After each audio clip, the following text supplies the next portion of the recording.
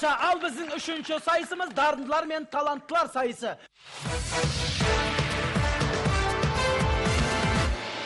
Алғашқы кезекте Батыс Қазақстан облысының біртуар азаматтары Жаслан Ихсанов және Мейрамбек Молдашев.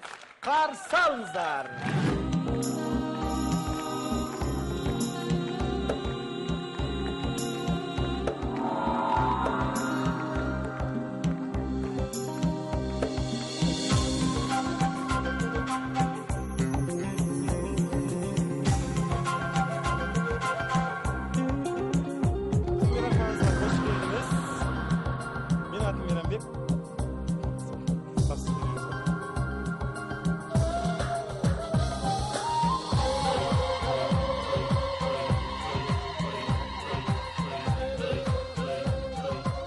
Оралдан келген Жаслан Ихсанов, естеріңізде болса, бір қойылымда шиша, шеге, алмас пен 7 түрлі өнер көрсетіп, әсіресе төреші Тойған ханымның зор қошеметіне ие болған жігіті.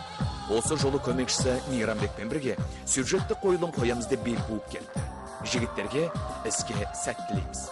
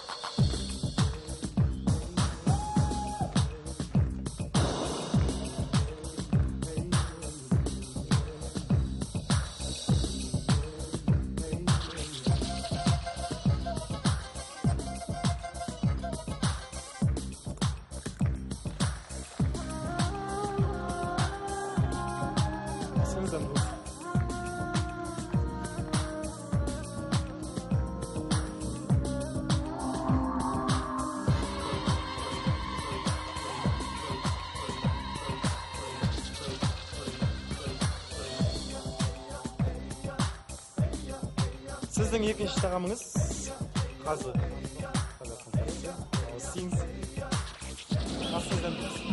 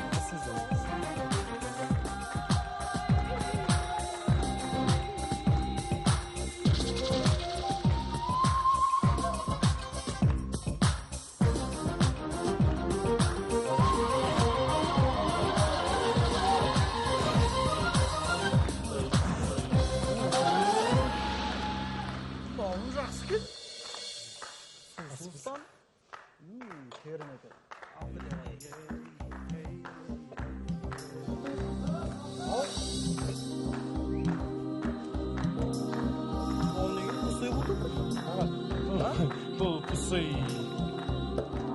Осы бөтірге тағы басқа салып келейсіз кел. Басқа салып келейсіз.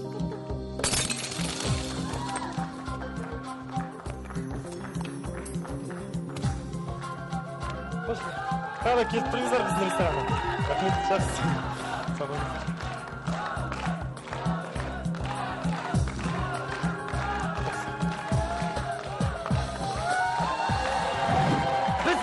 Бағдарламаларда көрген болатынбыз, шынында жеп көрген жаңағы сынған. Бірақ бұл ерекше қойылым, ортаға шығып жаңағы бағасына бір соғып, жей салып кетіп қалуға болатын еді. Жоқ, оны бір әдемі келдірген екен. Бірақ қазақ өздеріңіз бағаларыңыз, пікірлеріңіз болса.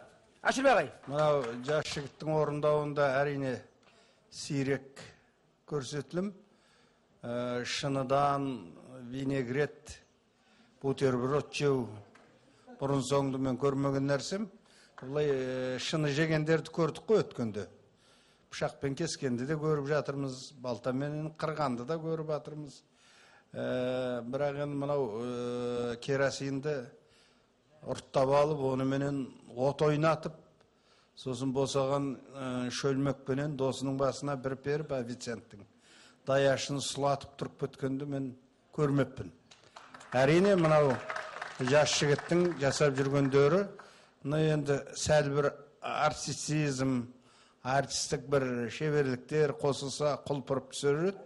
Сәл олқылықтар сол жаңағы ойнап жеткізу жағынан болып жатыр. Енді екінің бірі артист емес, ол ерекше мамандық. Абылай жалпы жігіттің жасағандары бүгінгі батылдық пен ерлікке толы көріністер. Бәрекелді. Енді артист болсаң шыны жей алмайсың, шыны жесең артист бола алмайсың, екеуі келмей тұр ғой сол. Осы қойылымда бұл несі ұнағаны жай ғана шыға салып, өзінің білгенін жасаған емес, бір ойға, бір мазмұнға тәуелді етіп, қойылым ретінде көрсеткені. Бұл жігіттердің ұтқаны. Ал ұтылғаны тек қана бір екі кусок шыны жеп, жаңағы отты ойнатқанмен жетпей жатыр. Айттым алдын, аквариум жеп қойды. Мына толық бір номер ретінде біз қанағаттанбай, мен өзім мысалы сондай ойда отырдым, қанағаттанбай қалдым. Сол жері жетіспей жатты. Жақсы. Светлана. Айналайын, расында да өнерлі жігітсің, жапчассың әлі, келешегің әлі алдыңда деп ойлаймын. Сондықтан келешекте болғанда дұрыстап дайындаласың. Бірақ мынау шыны жеу жағына мен енді саған дос емеспін. Сен шыны жеп отқанда мен уайымдап отырдым. Жалпы ерлік, керемет ерлік көрсеттің. Расында да азаматтар біздің қазақтың ештеңеден де қорықпайды, ештеңеден қаймықпайды деп, бірақ көркемдік жағы кішкене жетіспеді. Жақсы, Қарақат. Ал маған керісінше өте әсерлі, ұнады. Көркемдік, актерлық шеберлігі де ұнады. Жалпы басынан шыққаны, мейрамханаға қалай кіріп, заказ беріп, яғни оның барлығысын өзінің жаңағы көзімен, қимылымен әдемі жеткізді. Сосын енді осының алдында бұдан да екі есе үш есе көбірек шыныны жегенін мен көрген болатынмын. Ол мақсат ол жердегі келген бір тарелка шынын жеп қою емес қой. Ең бастысы оның шын екеніне көзіміз жетті және оны жегенін көріп біз таңғалдық. Сондықтан да жарайсыз, тамаша. Бәрекел, жақсы. Бұндай бәлкім мейрамхана Оралда бар ма, қалада? Бұндай мейрамхана бар ма? Там шыны... Өзіміздің достарым келеді, әр қаладан. Өзің ашып қойдың ба? Өзің ашып қойдың ба? Жақсы. Бара жатарымыз, онда дәм татарымыз. Қорғаушылар болса пікірлеріңіз. Міндет таңғалдыру болса, бауырым таңғалдыра білді. Таңғалдық, мен өзім кәсіби артист боладыра таңғалып отырым. Өз-өзімді расында да. Енді бұл баланың өнерге қатысы жоқ екен, осы жағын тағы біліп қойсаңыздар. Өзі, солай ғой, мысалға. Сапырап күдестейдік. Бұлай қарасаңыз, кәсіби артист болмай тұрып. Сәлеркін бәрі шашымыздан жұмыстан шығар жүрген. Кәсіби артист болмай тұрып, жаңағы мейрамханаға да әдемі кірді. Жаңа даяшы жігітті де әдемі ойнатты. Керемет. Жақсы. Бұл жерде даяшы жігіттің өзінде өнер болып тұр. Ана бутылкпен басына сындырудың өзінде. Жақсы, қазір алқасы. Ұпай сандарыңыз 7, 6, 6, 6. Қазылар алқасы артистік қабілет жетіспейді деп төмендеу баға қойды, солай ма? Иә, кішкене. Сіз бұнымен келісесіз бе негізі? Бұған артистік қабілет керек па? Келісуге негізі болады, өйткені ол бір күн ішінен дайындалған көрініс. Жоқ, бұның алдында қалай айтсам екен? Қалай бар, солай айта бересіз. Бұның алдында дайындаған қойылымыңыз? Ойлағандай болмады. Ойдағыдай болмады. Сондықтан жаңасын түсіндіңіз ғой. Енді сезіп тұрмын, иісі солярканың иісі бар. Керосиннің иісі. Демек, сіз шыны жемес бұрын сол керосин ішіп аласыз ба, не істейсіз? Жоқ, бұның алдында шыны жедім, одан кейін керосин столда тұрды ғой. Иә.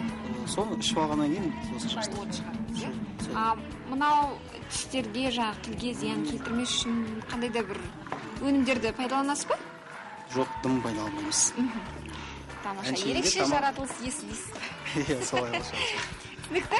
Рахмет, сәттілік тілейміз. Алдағы уақытта талантыңызға тәнті болсын, жұртшылық бірақ үйде қайталап жүрмеңіздер ағайын.